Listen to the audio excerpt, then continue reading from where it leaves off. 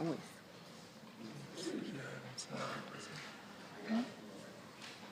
All right, one of the real fun things that I get to do in this program is to chair our awards committee. But we've got some marvelous people that have done some really great things. And we're very fortunate to have some really solid corporate support for our programs. Without the support of some of the corporations that come here to recruit, we couldn't do the things we do, and we wouldn't produce the product that's sitting at your tables today. Last year, we do every year, but out of this year's class, one of the most prestigious things we do is to send 2 future graduates to the National Society for Human Resources Management Annual Conference. This is sort of the capstone of our profession. Most people at multiple times in their careers go through a SHRM conference either as presenters or as attendees. Last year, our conference was in Chicago, and we sent 2 graduates, and even though they've already got their plaques, we'd like to re-recognize them, Langston, Grad, and Alexa Hatfield.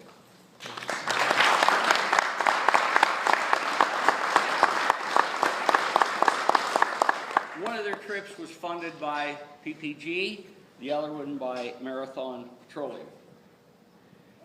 Alexa, come up here a minute. In addition to Alexa being selected to go to the SHRM conference last year, in her career she's also been the recipient of 2 other awards, one of which is the Mike Lane Memorial Scholarship, former HR type, many years ago. And we have a company that supports us called SWIFT, the International Banking Consortium, and she also was a recipient of the SWIFT Scholarship. So Alexa is a 3-time winner.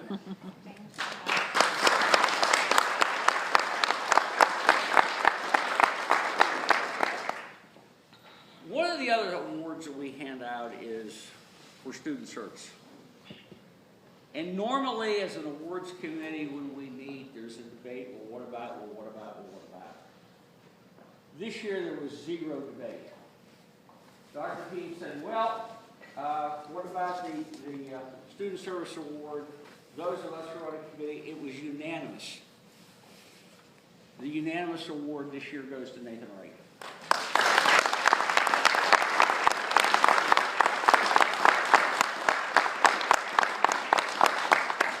Nathan has done just above and beyond stuff.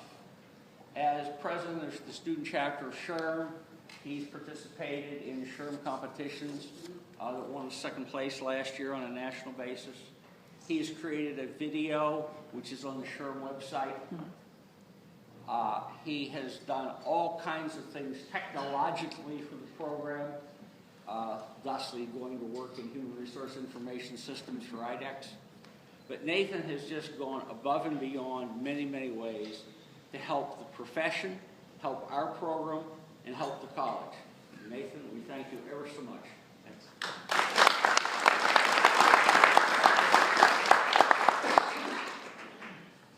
You heard me talk about I was talking about Kim Fisher, about her ongoing support for our collective bargaining simulation, which is the culmination of an elective course in labor relations and collective bargaining. Starting a couple years ago at Dr. Houghton's almost request and insistence, we have finally decided, which we did 2 years ago and we're doing it again today, to recognize the person who was the outstanding participant in this course. And this year we would like to recognize Carrie Johnson as the outstanding participant.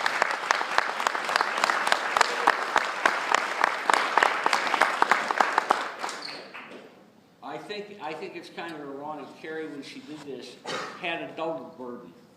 Not only to perform well academically, but her future boss's boss's boss is one of our facilitators who was sitting in the room. And you just stay up here for a minute. That put a little added pressure on her. Joe Wilson It put added pressure on Joe because he's going to work for Dow, and Kim was in the room, and Erin Bowers is going to work for Eaton. She was Terry's right-hand person in the negotiations, and lo and behold, her boss's boss's boss was in the room. So this sort of made it pretty real for us. The final of our awards, before we get to academic performance, is very personal to me. Back in the mid-'80s, 1985 as a matter of fact, my father, who had been a real inspiration to me to get into this business, it's why I got my master's degree here, it's why I went into labor, it's why I had the career I had. He'd been involved in initial negotiations in a paper mill with the International Brotherhood of Electrical Workers. He brought some folks in from New York that were negotiating that contract. I got to meet them. Kind of halfway through going to be an engineer, I decided that was the wrong direction. I ended up coming into our program, graduating, and the rest is history. Well, this story is important to me for this reason. My mother, who's deceased, my wife and I at the time, started funding an award in my dad's name. And last year, let me tell you, the criteria for that award is people who we think are going to be professionally successful.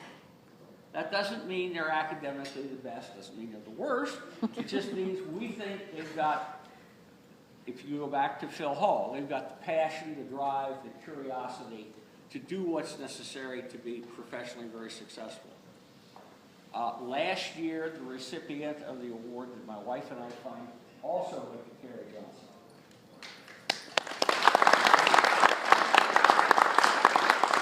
This year,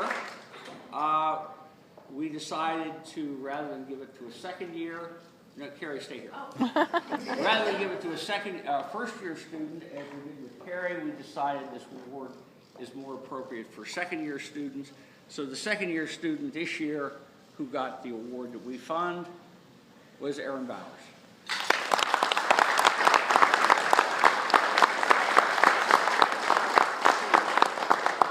I think it's ironic that they were a dualism during the negotiations, and they're also both going to work for the same company. Now, either that says something very good or something very bad, and on the history we'll point it out. But kids, congratulations.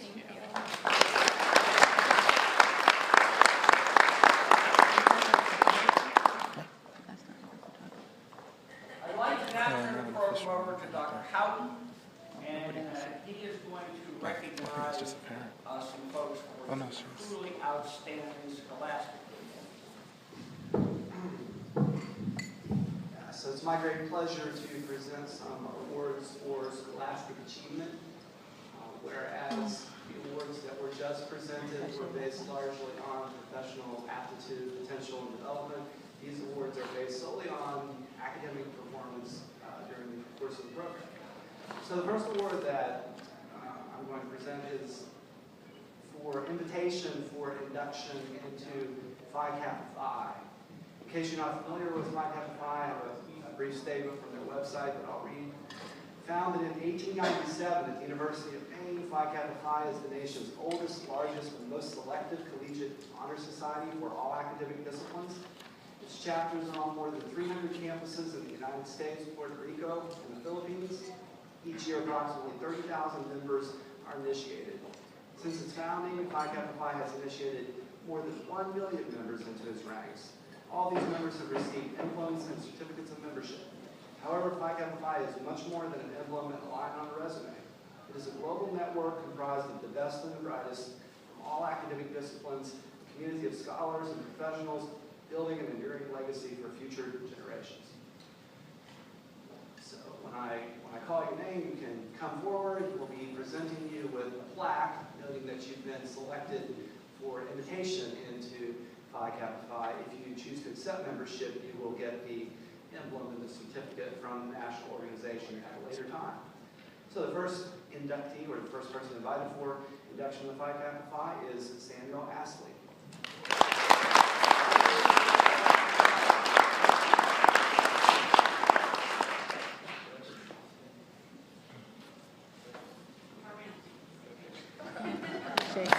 Oh, no, no, Musu.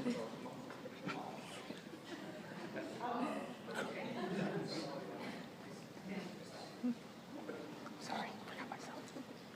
And our second student invited for induction of Phi Kappa Phi is Natalie French.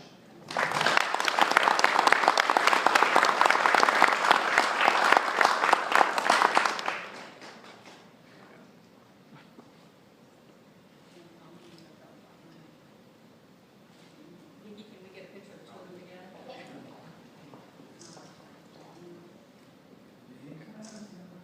James Madison. Oh, he's got a camera. It's a nice camera.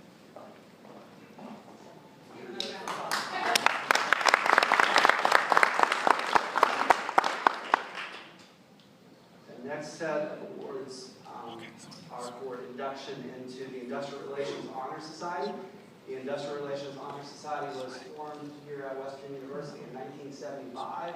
So each year since 1975, the top academic achievers of the program have been inducted into the Honor Society. These are effectively the honor graduates for the class.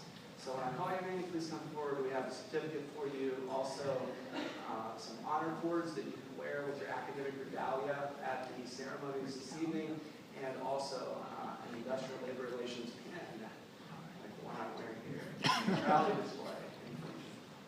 All right, so our first inductee into the Industrial Relations Honor Society is Samuel Astley.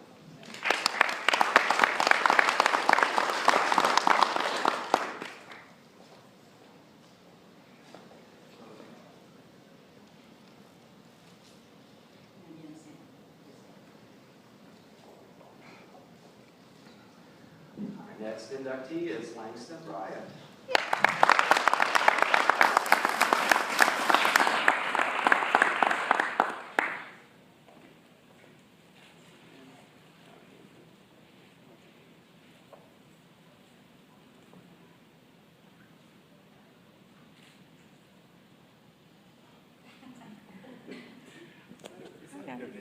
Yes, it's a video. I'm videoing you. So our third inductee is Natalie French.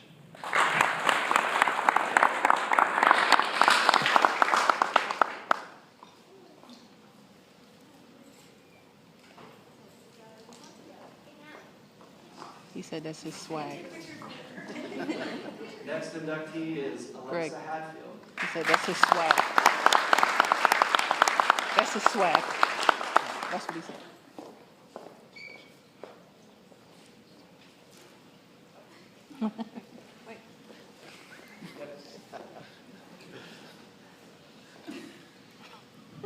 And our next inductee is Julie Sankville.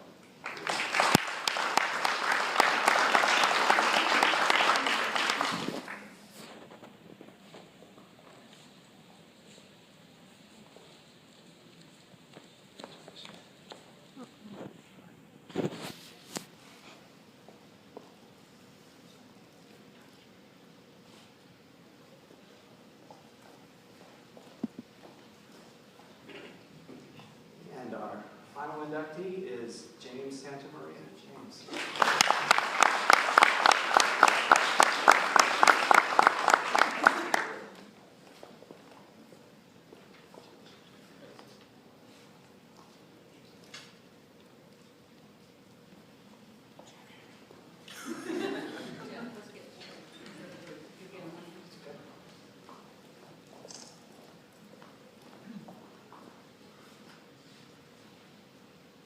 Long picture. That's it, either.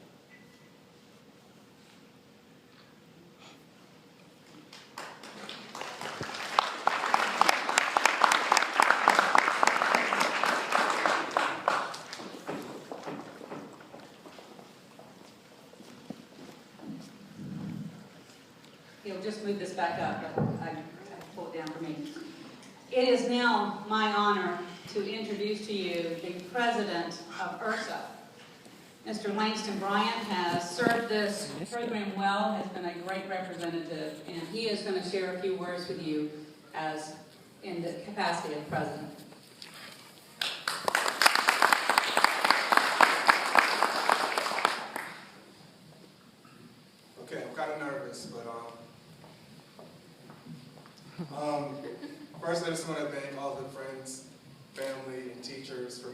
works for the past 2 years.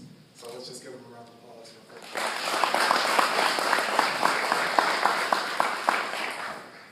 We definitely could have made it this far without all of your help. So I'm going to flash back to 2 years ago, orientation, and I didn't know anybody, we didn't know each other.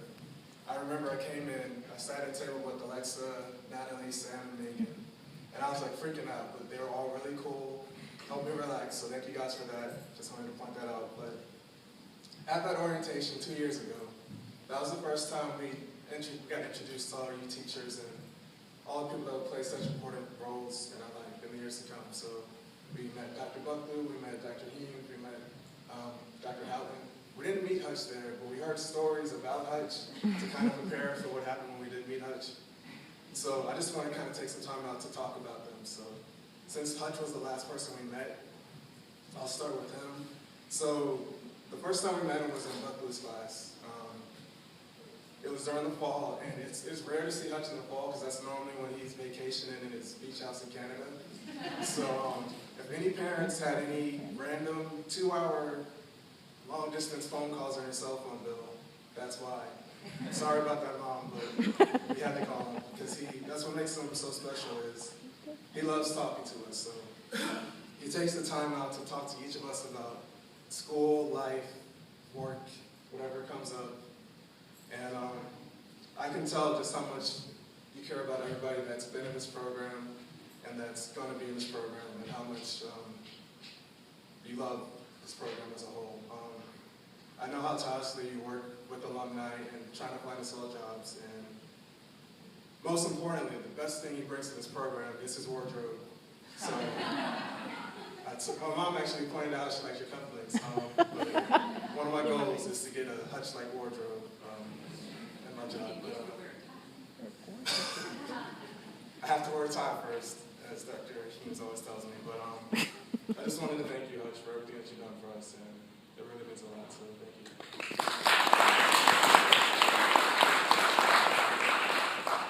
All right, so next I'm going to go with Dr. Buckley, or as iPhone autocorrect taught us, Buckles, as we learned. Buckley he's a character, and he was basically the first MSR teacher we had. So we had his class like 4 days a week, and he made the transition really smooth and entertaining for us all. And Buckley, he's a mediator, so he's always cool and collected. And just a short story, I'm not going to tell the whole story, but he used his mediation skills one time with me. We had a recruiting trip to Baltimore. He decided to act as a wingman for me with a bunch of college girls. So again, showing how much he cares about his students. But really, Dr. Buckley, I just really appreciate how you always there for me and everybody else in this class. So thank you.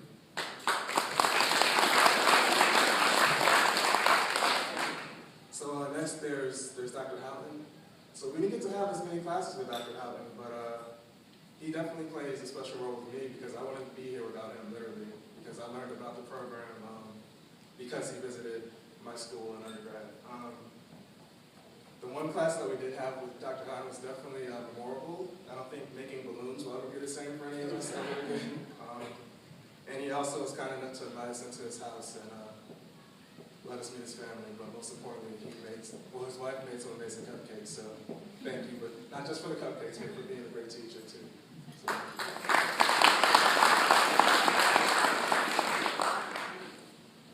And Tina is a teacher here, but she's not really even a teacher. She actually works full-time, but she still takes the time out to both be on the executive board and come and teach classes to us. And she always has these great stories about work life and personal life too, but she ties it into her class, and she makes, because HR subjects aren't the most interesting, but she makes all the classes fun, and I'm definitely going to miss your classes. And she wrote us all these great thank you notes, each and every one of us, on our last day of class. She's trying to get us to cry or something, but it didn't work. It kind of did a little bit, but thank you, Tina.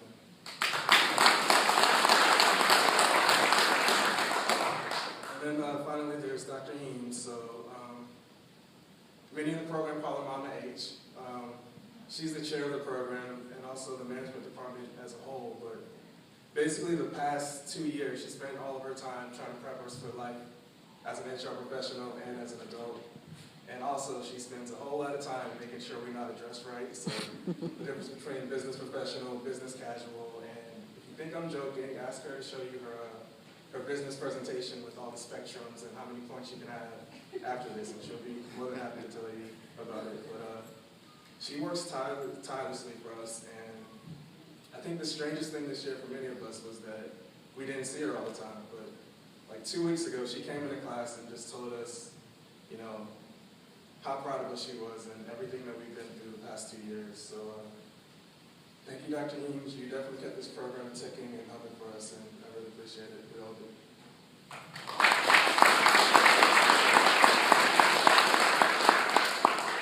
All right, so just to wrap this up, I don't normally talk about this, but for a lot of my life, I was kind of an underachiever. Like in high school, I did well, I had good grades, I did pretty good on my SATs and everything, but I didn't do anything to try to stand out.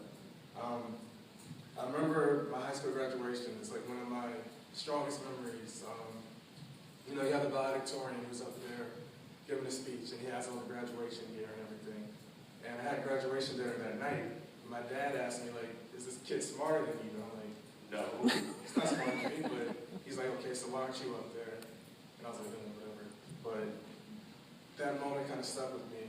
But that didn't really stick with me until undergrad. So undergrad, I kind of coasted along too.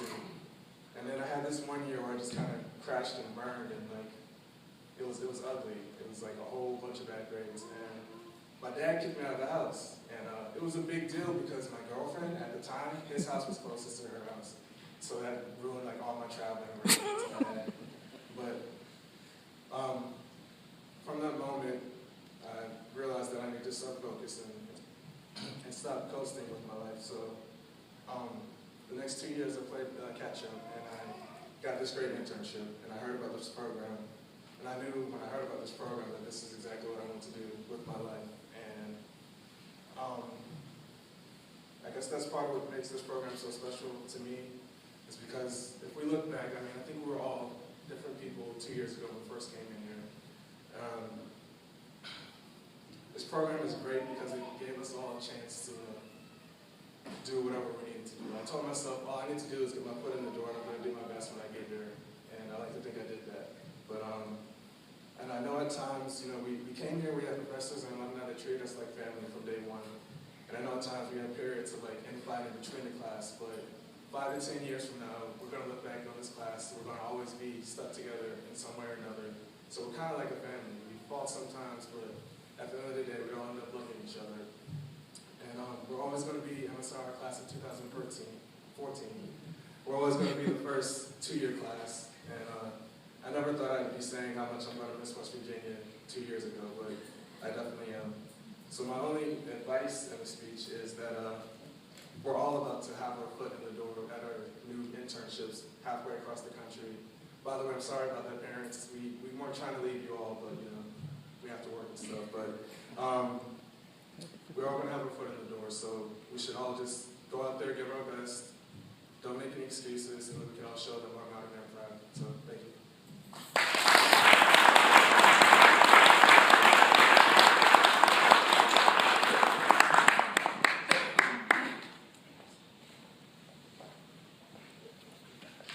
Good job, son.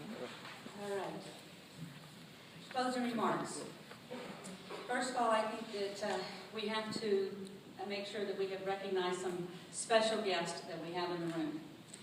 First thing I'd like to do is I'd like for every graduate to stand up. Graduates. Let's give them a big round of applause.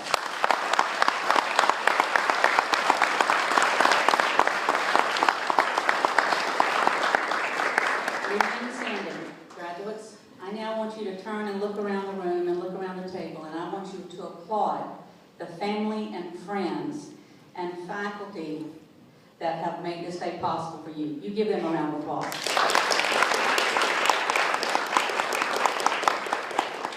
Thank you. Family and friends, we know that we could not do this without you, and that we appreciate so much you giving them to us the last 2 years. They've come very dear to us. There's some other special people in the room that we need to recognize that made this event possible and that help support the program, maybe tangentially. We don't get to see them as often. But first, I'd like to recognize Liz Batillo, who is the director of our graduate programs over here on the left-hand side.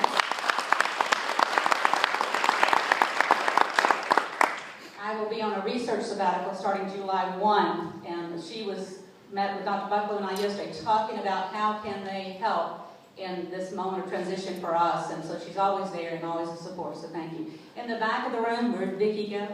Vicki? It's back there, Vicki Trickett. Thank you so much for helping us put this together. Is Amy still here? Amy Lutz? Amy's in the back over here on the left-hand side. Amy is our development officer. And we could not do what we do without all their support.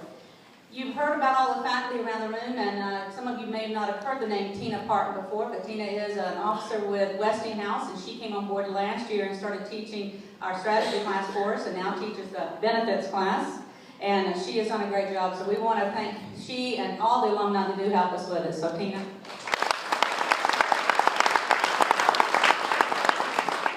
And I think that Dr. Bucklow and I would be remiss if we did not thank our spouses, because it's Connie Bucklow and Tim Heames that keep us straight and have gone with us on trips to Europe, and so we appreciate the two of you so much. Thank you.